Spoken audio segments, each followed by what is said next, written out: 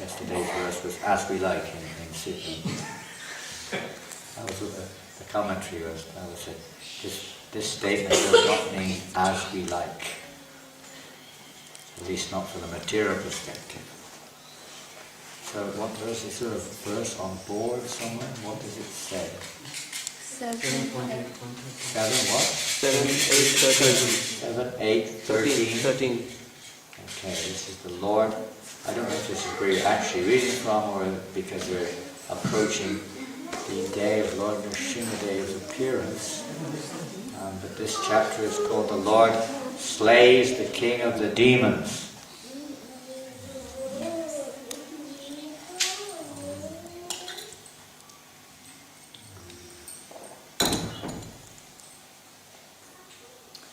Text number 13. Om Namo Bhagavate Vasudevaya. Om Namo Bhagavate Vasudevaya. Om Namo Bhagavate Vasudevaya.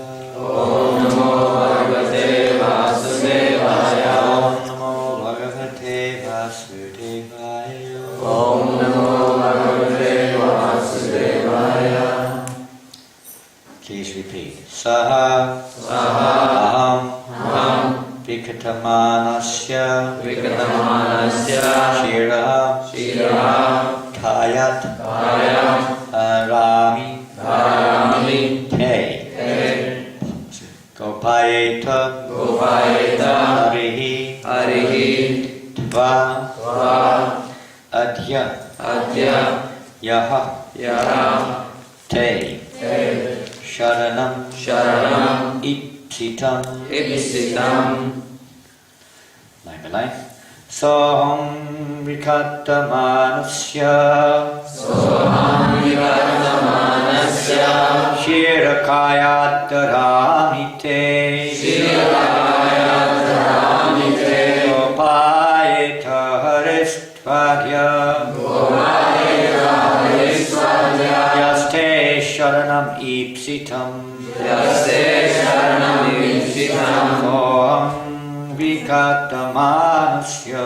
Soham Vikatamanasya Shirakayat Ramite Gopayeta Haristvadya Yaste Sharanam Ipsitam. Soham Vikatamanasya Shirakayat Ramite Gopayeta Haristvadya Yaste Sharanam Ipsitam. Soham Vikatamanasya Shirakayat Ramite Gopayeta Haristvadya Yaste Sharanam Ipsitam. We should change that. That's kind of a bit of a sweet meter. When you read the translation, is the translation up there? No. Okay. It's a bit of a heavy translation. A bit more heavy. Soham Vikatamanasya Shirakayat Ramite Gopayeta Haristvadya Yaste Sharanam Ipsitam.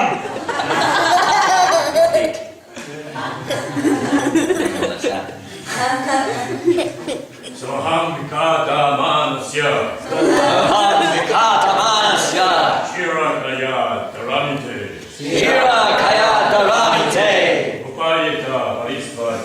Gopayeta Haristvadya Yaste Sharanam Ipsitam. Translation and purport by Srila Prabhupada. These are verses spoken by Sri Hiranyakashipu. And it's addressed, it says here, Sri Hiranyakashipu Uvacha.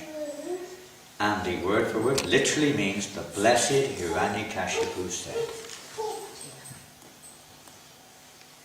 He's addressed here in the Bhagavatam as blessed, not an ordinary soul. Again, as usual, taking the part to fulfill the Lord's pastime leelas, and of course to give the most important lessons for humanity. So today's verse, Hiranyakashipu is giving us some very important instructions here. Don't have the translation on the board, so I'll read the translation. Because you are speaking such nonsense, or so much nonsense, I shall now sever your head from your body. Now, let me see your most worshipable God come to protect you. I want to see it.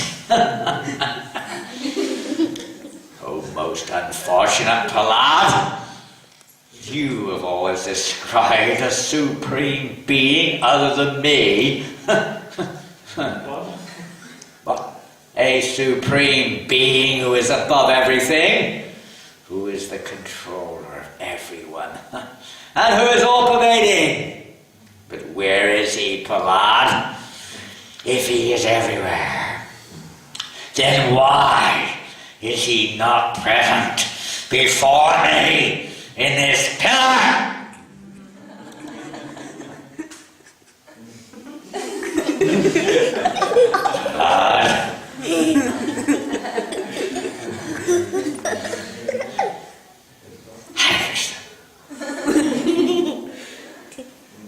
Purport by Srila Prabhupada. Demons always think that the God of the devotees is fictitious. They think there is no God. The so-called religious feeling of devotion to God is but an opiate, a kind of illusion. Is it Karl Marx said something like that, isn't it? Religion is the opiate of the people. Intoxication keeps them, in a dull state of not really understanding what's going on. They're an illusion. Like the illusions delivered from LSD and opium. Hiranyakashipu did not believe Prahlad Maharaj when Prahlad asserted that his Lord is present everywhere, because Hiranyakashipu was a typical demon, was convinced that there is no God and that no one could protect Prahlad. He felt encouraged to kill his son. He challenged the idea that the devotee is always protected by the Supreme Lord.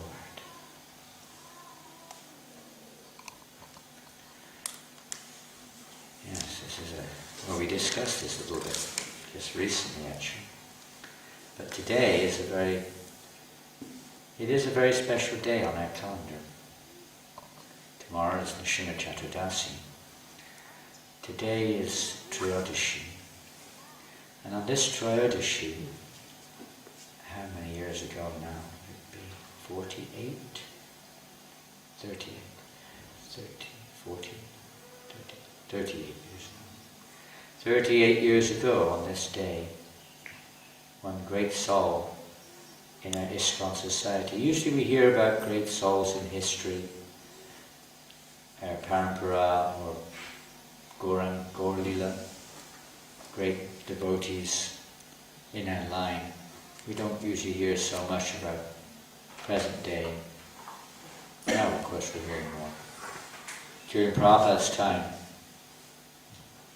it was not usually discussed because there weren't any who had passed away amongst Srila Prabhupada's disciples. Well, there were, but they weren't kind of considered to be dhakor or worshipable in one sense. They are, of course, but not to the extent that they're honoured by all devotees in our ISKCON society.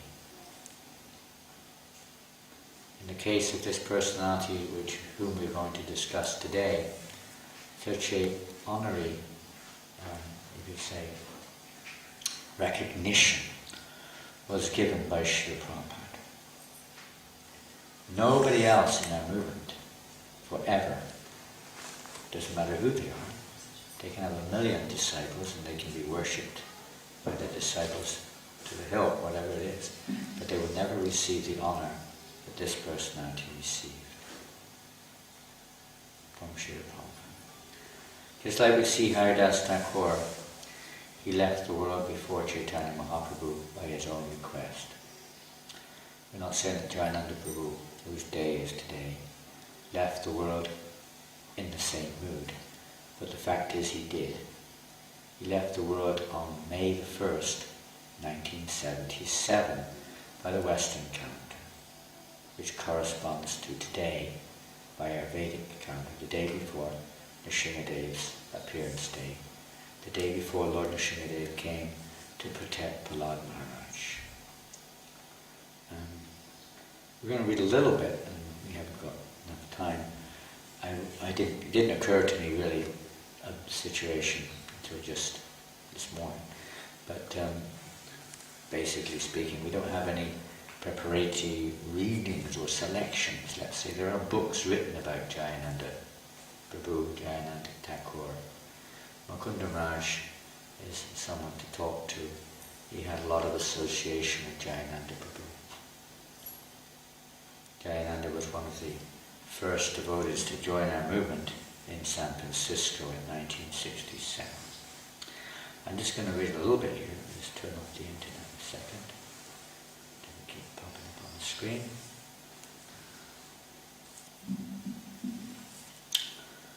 On May the 1st, just 4 days after his 38th birthday, Srila Prabhupada's very dear disciple, Jayananda Das, passed away in his quarters at the Los Angeles Temple Complex. This is just a brief summary, and we'll try to add something to it. For the last few months, his body has been ravaged by leukemia, and recently he had abandoned all attempts at recovery and, preparing for the crucial time of death, moved to New Dwarka to immerse himself in the pure association of Lord Krishna's deity and his devotees. On the point of deity, sometimes people think the deity is material, but we have material eyes, so we can only see material. We can't see spirit. So the Supreme Spirit, the Supreme Personality of God, appears in this world. And the only way we can see him is in the form of a deity. Because we don't have spiritual eyes to see his actual form. So he appears in the form of a deity so that we can become purified. It is not different than the Supreme Personality of Godhead, although we are seeing in a differential way, because we're still conditioned and we're seeing through imperfect senses. But that doesn't mean that the Lord is imperfect. He simply manifests himself in a way that we can actually perceive with our senses. However, he only reveals himself with love. Just like Hiranyakashipu, he could not see Lord Nrsimha in the pillar. Prahlad Maharaj could. When Hiranyakashipu made that statement, it was in the Srina Purana somewhere, it states that actually Prahlad Maharaj was actually seeing Lord Nrsimha. Lord Nrsimha was poking his head out behind the pillar, assuring him not to worry. I am here. So he had no doubt, no worries, because he knew that his Lord was right there. Not that he need that reassurance, but still the Lord does that to protect his pure devotee. It doesn't mean protecting the material body, as most materialistic people think. It means protecting the soul. Even in our own case, protection doesn't necessarily infer material protection. We may expect that, we may want that, but that's not the deeper understanding. The deeper understanding is the Lord is actually protecting the soul from the influence of Maya. Just like we were discussing this morning at Hamsa Prabhu, who goes out on book distribution whenever he can. He even sold some books at the program last night. Right? You know, how important it is that we get protection. It applies to everyone. Everyone in this room has to associate with, deal with persons who may be atheists, They may be whatever they may be. But they're generally speaking not devotees of the Lord. At this point in time, they've forgotten their relationship. So we have to associate with such persons. We have to associate with their past, you could say, conditioning, our karmic conditions, which are constantly trying to influence us.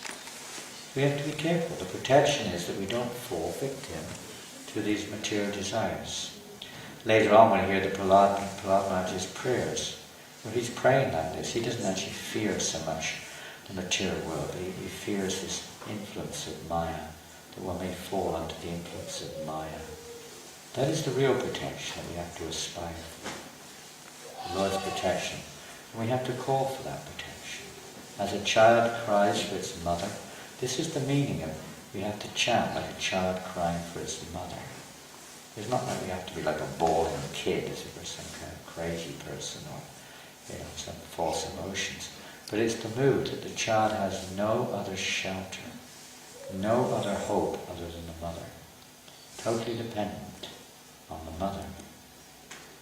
Similarly, a devotee who really wants that shelter has to have that mood of realizing we have no other shelter other than the mercy of the Lord. Without His mercy, we're lost. We're completely under the, let's say, the mercy of Maya. And we're faced with it all the time, within and without. Even in our association with devotees, oftentimes, Maya is working through the devotee, whatever level of devotee we're on, and influencing them away from our real business, our real interest. So we really have to be careful when we're chanting Hare Krishna to always take shelter of the holy name. Not to use the holy name for ulterior motives, but simply to take shelter of the holy name as our only shelter, our only protection in this world, and the Vaishnavas.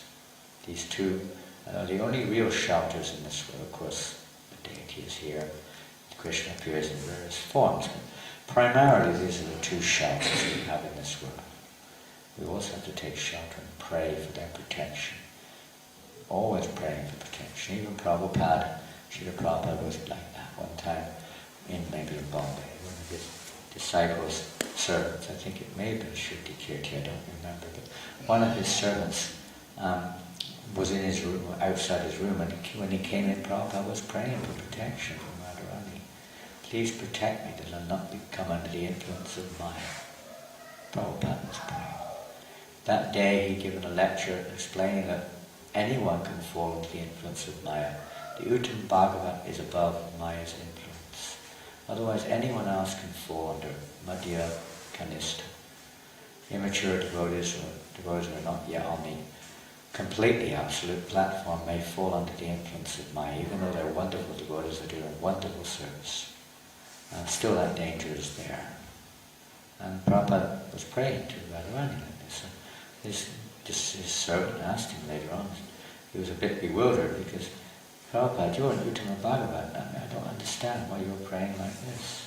We can't fall under the influence of Maya, can you? He was wondering.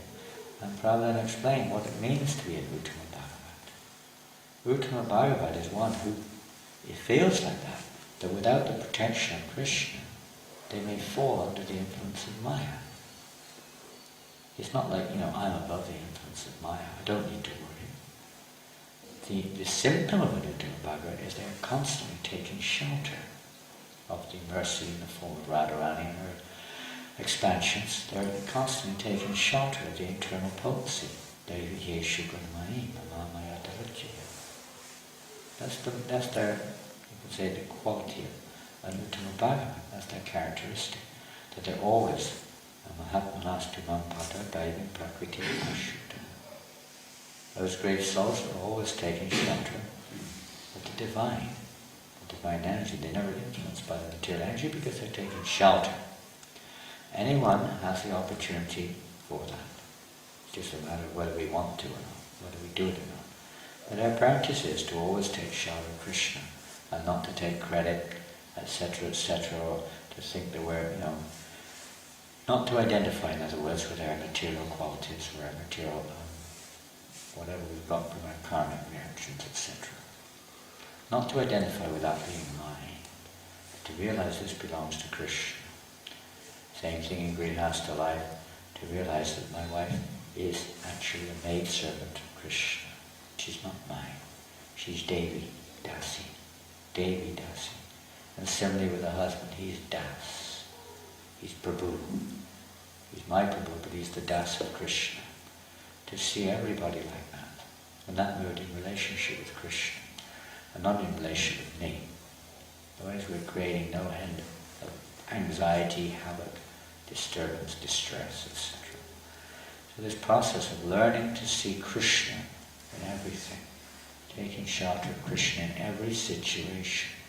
Krishna puts his devotees, as Prahlad Maharaj is a perfect example, in a situation where they have to take shelter of Krishna. So, not that he does, he's a potency of the Lord, but still he's playing the part. There's no choice. Hiranyakashipu, his father, being what he is. We're also faced with maybe not so much quantity of demoniac, let's say, presence, but it's there, all pervasive practically. So we also, when we're only small, so we have to take shelter of the Lord very carefully in our lives. Jayananda Prabhu was a perfect example of one who always took shelter of Krishna, or Prabhupada, took shelter of the holy name. What is this? Gone to a completely different section of the book. Let me go back. Just give me a second.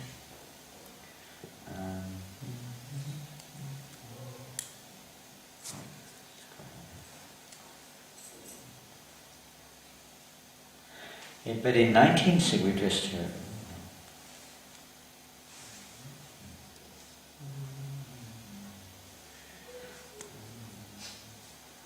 Jayananda joined the San Francisco Radha Krishna Temple in 1967, just after it opened, and less than a year after Srila Prabhupada founded the International Society for Krishna Consciousness in New York City. Though he had both an engineering degree from Ohio State University and a San Francisco State Teachers College degree, Jayananda was then supporting himself by driving a taxi cab. He was looking for a way to make life simple. At 28, he became the senior devotee in San Francisco, and soon the temple president. He was old when he joined. He was perhaps one of the, maybe not quite, but almost the oldest devotee in ISKCON at 28. I don't know if any of you are 28 yet or not. And he'd been in the movement already 6 months, so a long time, when he became the temple president. It's a very long time in those, but it was in those days. 6 months was like a lifetime. Jeez, he's been in the movement. When I first devotee, I asked him, how long have you been here? And he said, I've been here 3 months. I thought, wow. 3 months devotee in a temple. It was like reverence. Here's Bhakta Bob. He's just a Bhakta. He's been in the movement a year, but he's still a Bhakta. Prabhu. I don't care you've been in the movement 15 years. I've been in the movement 15 years and 1 day. I'm older than you. Prabhu. Hey, Prabhu, come here. Prabhu, if you do this again, Prabhu, I'm really going to give it to you, Prabhu. Sometimes we do or think like that. Totally unaware of what we're saying, where we are, who we are, who they are. We have no idea. Completely on our own trip. Then we have to remain under the Maya Prabhu, not the Mahaprabhu. We have to become the Mahaprabhu, not Maya Prabhu.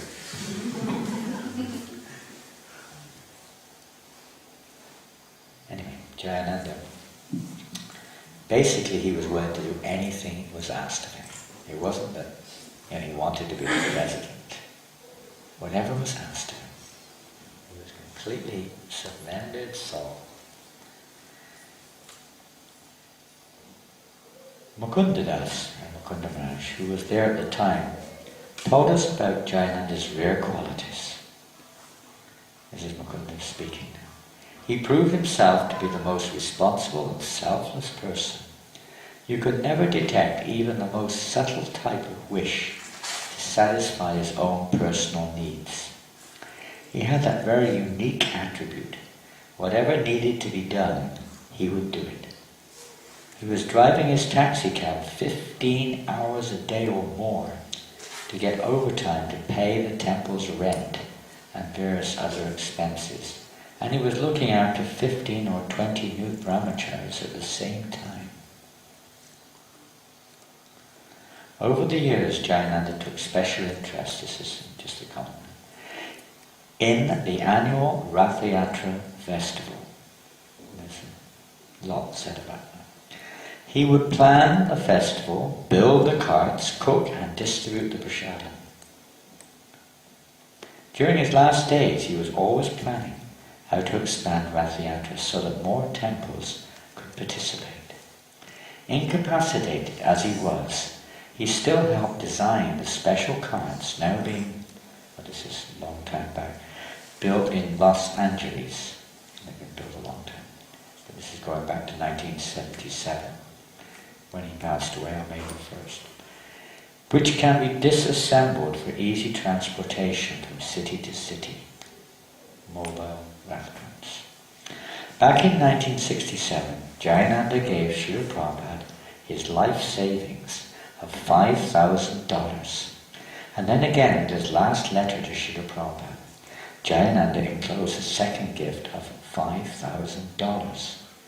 Money that had been earmarked for medical expenses. Now that was a lot of money in those days. And probably even recognized that when Jayananda picked Prabhupada up at the airport in San Francisco, maybe, not where, I don't know, sometime after 1967, Prabhupada asked, where is Jayananda? And he said, he's driving the car, Prabhupada. Yes, maybe it was taxi or not, I don't know. I thought, oh yes, Jayananda Prabhu, he gave me $5,000 for the printing of, I don't know what it was, Nectar of Devotion or something. One of the early books, Prabhupada. Always remember that gift. And many times Prabhupada would point out, sometimes Prabhupada would come into, would be giving lecture. Jayananda would always be in the background. He would never push himself in the front. He was the one at the back, cooking, cleaning, cutting up the vegetables, fixing the vehicles, cleaning out the garbage, cleaning the toilets. He was always like that. He would always keep himself busily engaged in serving the devotees. He never pushed himself forward. He would rarely give class. He would give class if he had to, but he would rather others be put in that position. He wouldn't lead kirtan. On his own he would lead. Otherwise he'd want others to lead.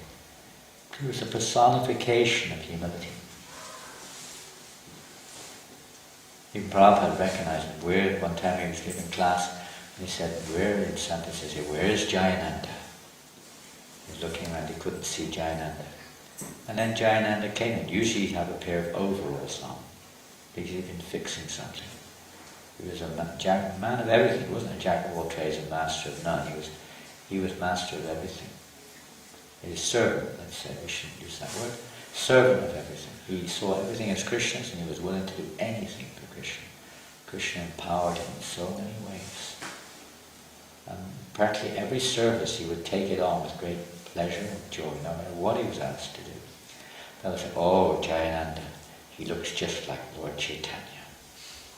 He was big, he was tall, blonde, and quite a handsome man. But he was such a dedicated, anyone who knew him, and so many there was, even Tamal Krishna Maharaj, in speaking about it, he said he didn't know anyone who brought more people to Krishna consciousness than Jayananda. So many devotees, Thakur Maharaj, so many. He recognized it there. Coming to Krishna consciousness was largely due to Jayananda.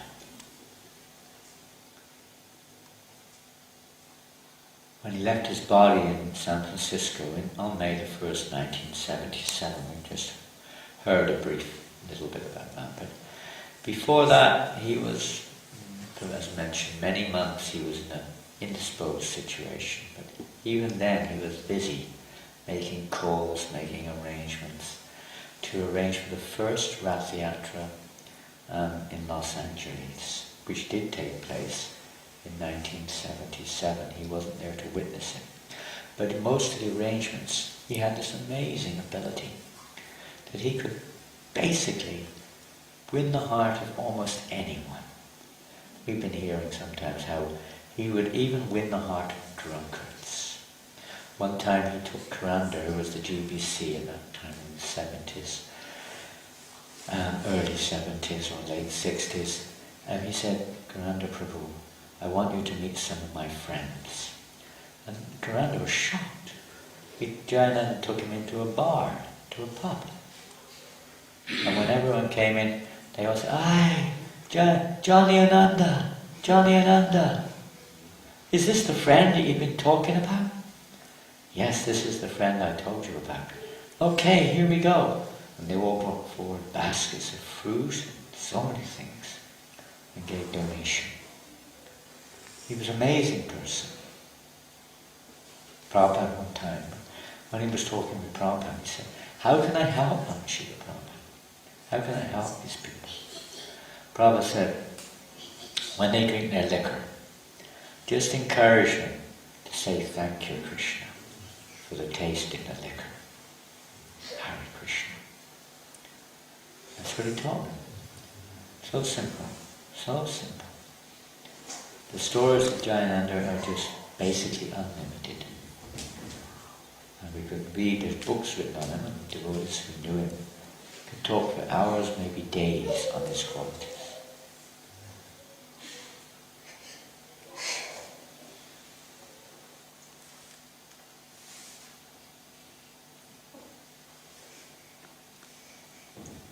When he left his body in 1977,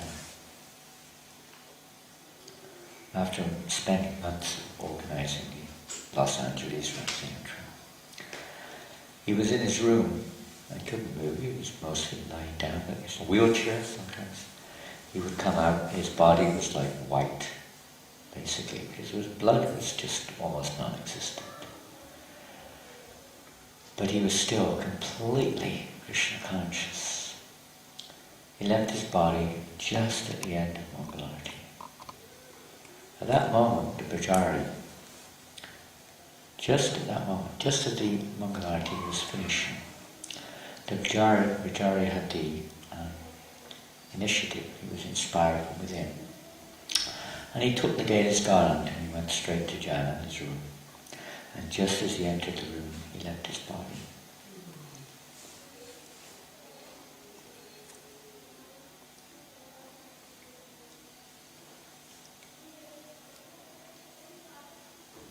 Of course, he gave him the garland. And most of the movement didn't know him at that time, basically. Maybe they'd heard about him because of Rath Yatra and some stories with him.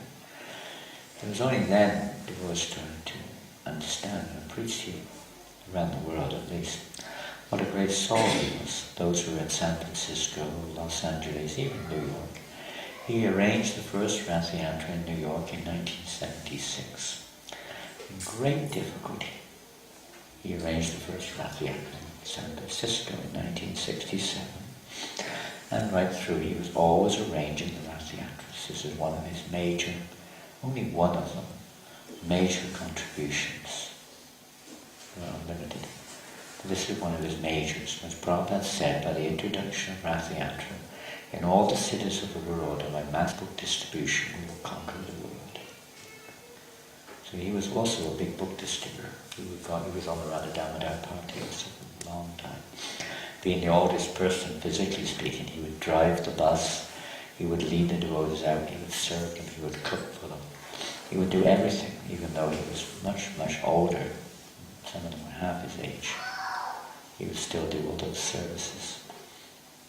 Tireless personality, tireless. But in 1976, when he arranged the New York Rath Yatra, he just had no one to help him practically. Just a group of dropouts, bloopers, anyone and everyone. He would bring in even he'd have drunkards helping him to build the rath cart. They would willingly help. Hey guys, one time he was fixing a car, and underneath the car, you couldn't see anything. It was just his feet poking out. And two young hippie boys came along, and he said, "Hey guys," and he started preaching. All they could see were his feet. He didn't stop doing what he was doing. He was preaching as he was fixing the car.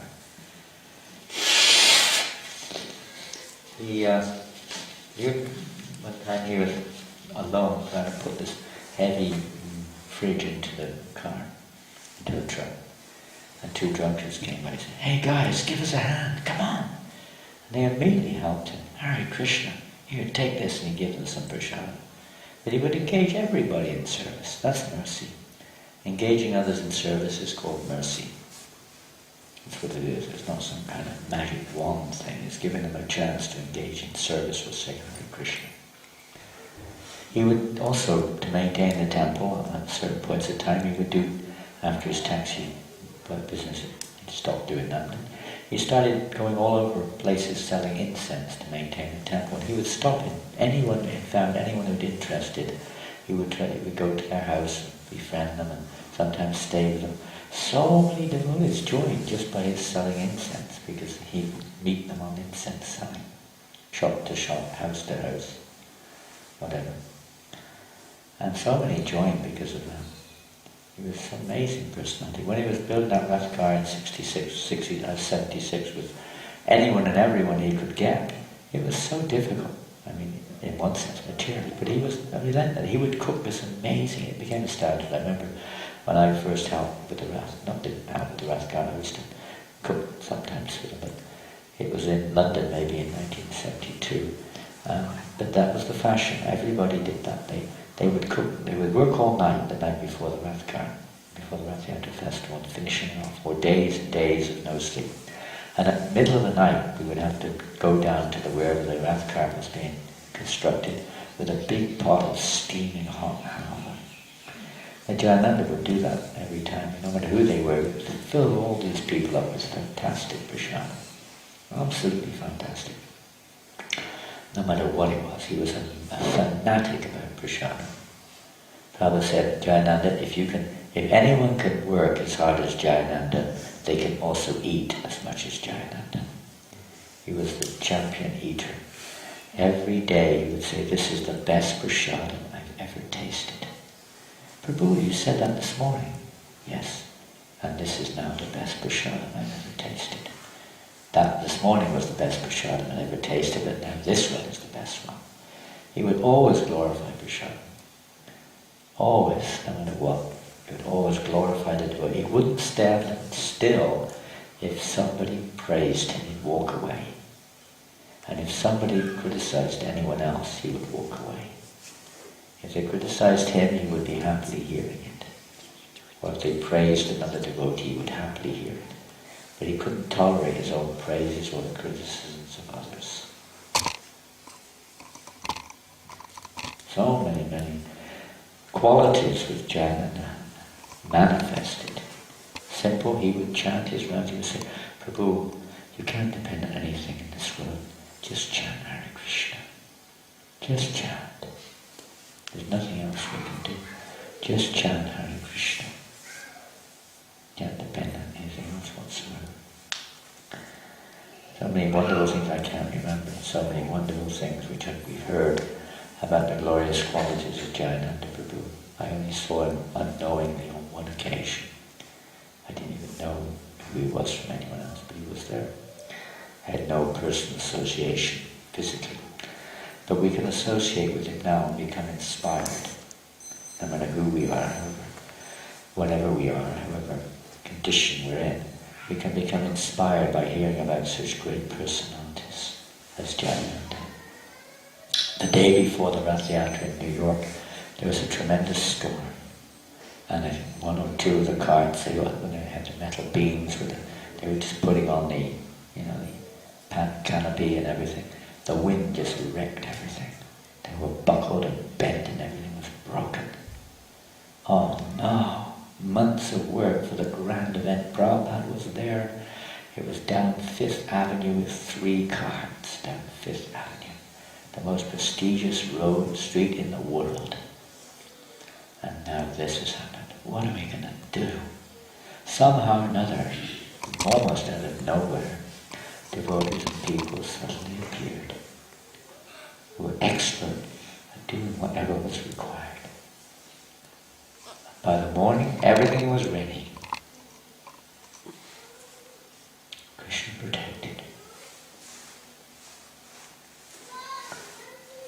I'll just finish this reading and discuss a few more things.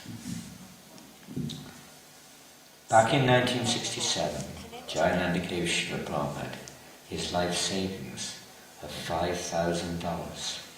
And then again, with his last letter to Srila Prabhupada, Jayananda enclosed a second gift of $5,000, which had been earmarked for his medical expenses. He didn't care. He said, what's the point? What's the need? This body, what is the need? It can't be used anymore in Christian service. Why keep it?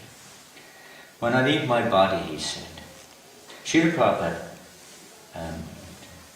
Jayananda was so anxious to serve Srila Prabhupada that he even gave up his desire to go back to the spiritual world.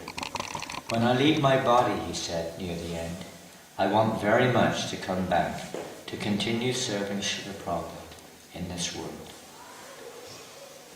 These are the sentiments of Krishna's most exalted devotees, of whom Srila Bhaktivinoda Thakur, our great grand spiritual master, once wrote, He reasons ill who says that Vaishnavas die, while thou art living still in sound. The Vaishnavas die to live, and living try to spread the holy name around. The following letter, dated May the 5th, arrived from Srila Prabhupada just before this BTG article went to press. This is an article dedicated, so more or less to Jayananda Prabhu or to Rathayatra. Please accept my blessings. I am feeling very intensely your separation. In 1967, you joined me in San Francisco. You were driving my car and chanting Hare Krishna. You were the first man to give me some contribution, $5,000, printing my Bhagavad Gita. After that, you have rendered very favorable service to Krishna in different ways. I so hope at the time of death you were remembering Krishna, and as such, you have been promoted to the eternal association of Krishna. If not, if you had any tinge of material desire, you have gone to the celestial kingdom to live with the demigods for many thousands of years and enjoy the most opulent life of material existence. From there, you can promote yourself to the spiritual world. But even if one fails to promote himself to the spiritual world at that time, he comes down again on the surface of this globe and takes birth in a big family like a yogis or a Brahmins or aristocratic family, where there is again chance of reviving Krishna consciousness. But as you are hearing Krishna Kirtan, I am sure you are directly promoted to Krishna Loka.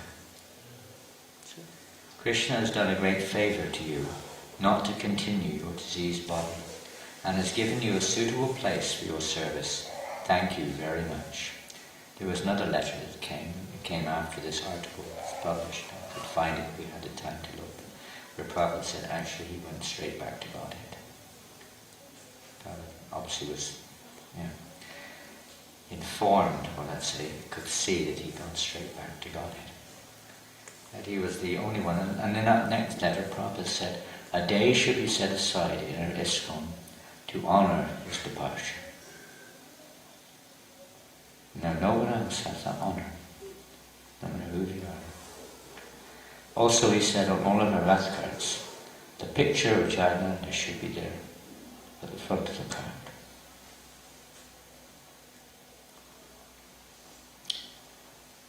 And then, if you can, please try to read some of these books or articles about Jayananda. It's so inspiring, so inspiring. And he has such a love for prasadam. I mean, at the Sunday feast, he would often cook the feast, serve the feast, clean up after the feast. And everyone was so tired after the whole day's program. He would then say, Prabhu, there's still some prasadam ready. Let's go. Some prasadam left. Let's go. And he would get everyone in the van. They would drive off to the university or some area where people were needy to serve prasadam, and he would lead the kirtan and serve the prasad, and he would never stop. No, never stop. Even after a hard day's work, 6:30, he said, it's almost time for Aarti, let's go. He would just jump in the shower quickly, run down to the temple, take part in Aarti and kirtan. He loved kirtan. In 76, whenever he had a spare time in New York, he would go out on his own sometimes on Harinam Sankirtan in New York City. He would never stop chanting. He was always chanting the holy names practically. And he was always, everyone, I think it was Jambulan, one devotee who joined the movement in the early days. At that time Jayananda wasn't the president. They said, I had a funny story the other day, let me tell that before I forget. Very funny story. When Gargamuni first came to the temple, he was telling us this just a few weeks ago in Vrindavan. It's so funny. He said when he first came to the temple, Gargamuni said, Jayananda was on the door, and Jayananda was supposed to be, the one collecting the money for, they were 50 cents or something to come in for the prasad, for the festival, I don't know what it was, something like that. And Gargamuni easily talked his way in without paying. And Jayananda couldn't say no to anyone. So he easily got in. And then as soon as Gargamuni came, he would give him the temple, and he said to the temple president, he said, the guy you got on the door is useless. He let me in for nothing. If you make me the guard man, I won't let anyone in, he said. He did, so he put the price up. But Jayananda was so soft, he couldn't say no to anyone. He was just so soft-hearted and kind-hearted. And but I think it was Jambulan, he said when he first came, the temple president said, oh, you ought to do some service, can you go down and help the guy, he's downstairs, he's cleaning out all the garbage downstairs in the basement. So that was Jayananda. So he went down and helped Jayananda. Jayananda, I couldn't believe it, how blissful this devotee is. If the garbage man is so blissful, what about everybody else? And he was just so ecstatic, preaching to him, joyfully chanting Hare Krishna. He would drive the garbage off to the dump. He'd do anything, nothing. He'd just take every opportunity for service and service to the devotees. That's such a great privilege, it's such a fortune. After a lifetime, it's such a great fortune to have this opportunity to serve. Such a fortune. And we could go on. What the time is now, 9 o'clock. I'll just finish off with 2 stories. We'd like to read the whole book today, if we have time.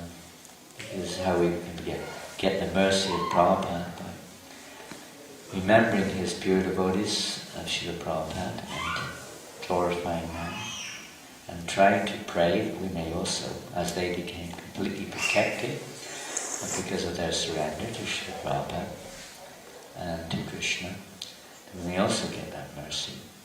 And that protection means to always be under the divine energy, which means to always be engaged in service. It doesn't mean some kind of, some kind of esoteric, mystical thing. It simply means to be fully engaged in devotional service. That's the protection. There's no room for Maya. There's not some kind of, give me your blessings. The blessings are there. Simply blessings mean service. Nothing more or less. The blessings of the Lord is the opportunity to engage in devotional service 24 hours a day. That is the blessing. Not something else.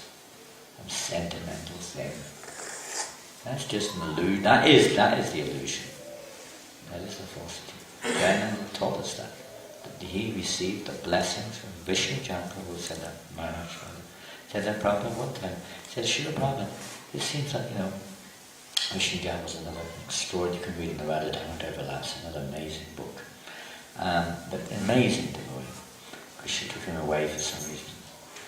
Also before Prabhupada left the world. But he said, Prabhupada, it seems we get so much mercy, Prabhupada. Why is it? Why am I getting it? I don't deserve it. Prabhupada said, the mercy is there for everyone. There's no discrimination. It's just whether you take it or not. That's your choice. And because you're taking it, you're feeling it. And the mercy is there. The opportunity for full devotional service, Mantra Yoga, Vicharan, Bhakti Yoga and the Sevati is there for everyone. We just have to take it, that's all. But we don't necessarily take it. We just choose what we want and run away. Sit in and go home, this thing, that thing, whatever it may be. Plus, grihastas obviously have their service at home, etc. Sometimes we minimize. There's no question of minimizing. Minimizing means, okay, Krishna will minimize his mercy. Reciprocate with us accordingly. He would also, many times, he would be famous for his, let's say, winning the hearts of anyone. He would go to the market in San Francisco. There was one with mafia. Most of the markets in the West are run by the mafia. Mostly, at least they were then. Greek and Italian. They're all Greeks and Italians running the markets.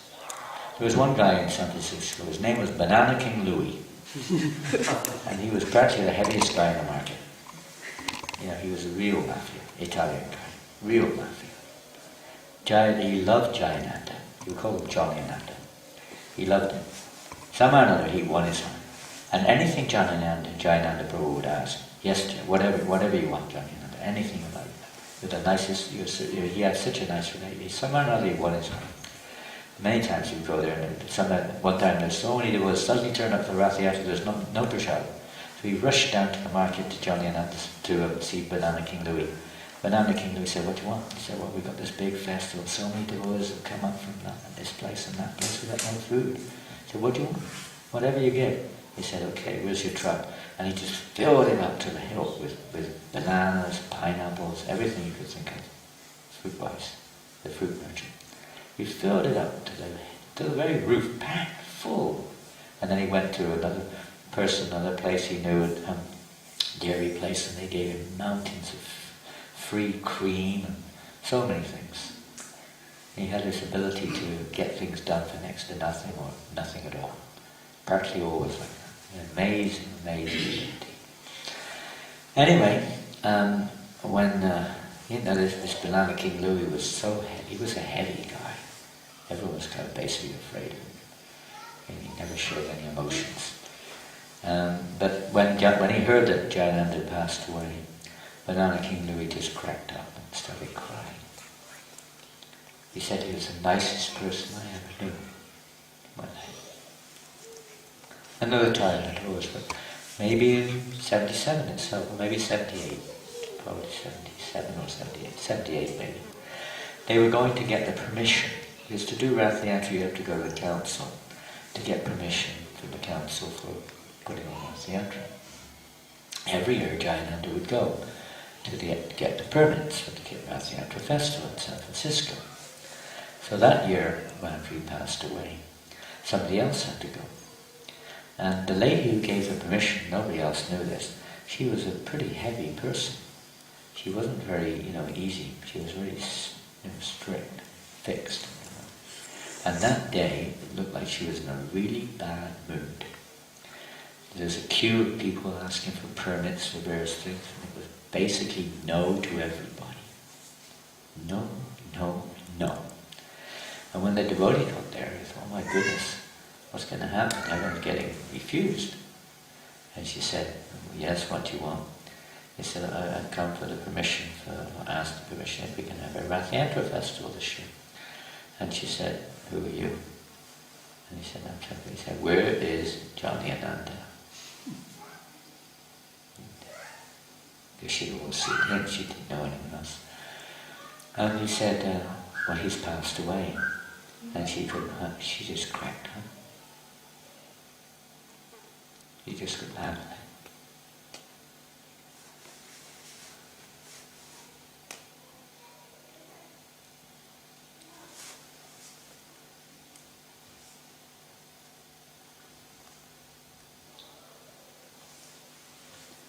Like that everyone could understand that he was a very, very special personality, not an ordinary soul. Many devotees say that practically speaking, other than Prabhupada of course, he's like the acharya of this school. He never took honor. He never took sannyas. In fact, he even got married at one point in time. And he was a grihastha. He took no honor. He didn't want any position. He wanted a real position. A das, and das. That's all he wanted. The opportunity to serve. And to serve the devotees at all costs. He would go out of his way to serve any devotee, no matter who they were.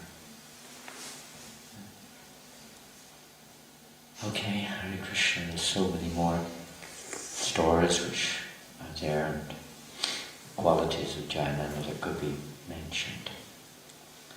His relentless, untiring dedication to Srila Prabhupada and his complete faith in the holy name and his faith in Krishna consciousness, his faith in Srila Prabhupada. And he would work under anyone, whoever the temple president was, he would work under them, even though he may be far senior to them in every way. He would always accept them as his authority, no matter who they were, because he would consider that that's Krishna's arrangement, not mine.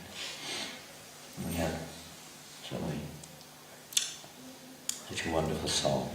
Srila Jayananda Thakur Tirobhav Mahamahotsav Ki Jai. Srila Jayananda Prabhu Ki Jai. Gaur Premanandi.